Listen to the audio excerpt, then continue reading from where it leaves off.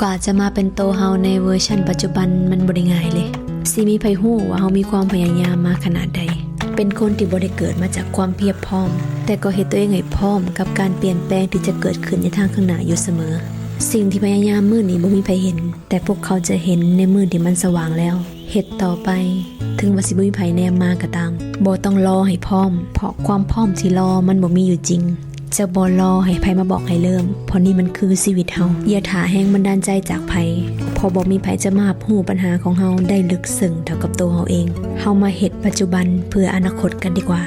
ทุกๆมื้อที่ได้ลงมือทำมันคือการบ่มตัวเองถึงสิบ่มีไผเห็นก็บ่ฟ้าวให้ผู้ใดแนมมาพัฒนาตัวเองไปเรื่อยๆจนกว่าจะมีคนบอกว่าชีวิตเฮาโคตรจะมาไกลหากได้ยินเสียงผ่านเข้ามาในหูว่าคนแบบเฮาบ่น่าจะเฮ็ดได้นั่นแหละคือเสียงของความท้าทายเสียงนี้เลยคือแรงบันดาลใจ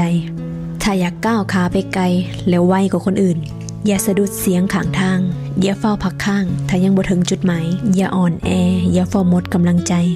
ถ้าสองมือยังเฮ็ดได้สองขายังก้าวไหวจงเฮ็ดต่อไปจนกว่าจะสำเร็จอย่าให้เสียงดังกว่าการกระทำบ่เฝ้าประกาศให้ไผฮู้ปล่อยให้ผลงานเป็นตัวนำทุกๆการลงมือทำที่เจ้าสั่งสมมามันจะตอบแทนเจ้าอย่างสาสมเมื่อถึงเวลาลงมือเฮ็ดอย่างเงียบๆและจงปล่อยให้ผลงานดังกว่าคำเว้าใส่ชีวิตในทุกมื้อให้มีความสุข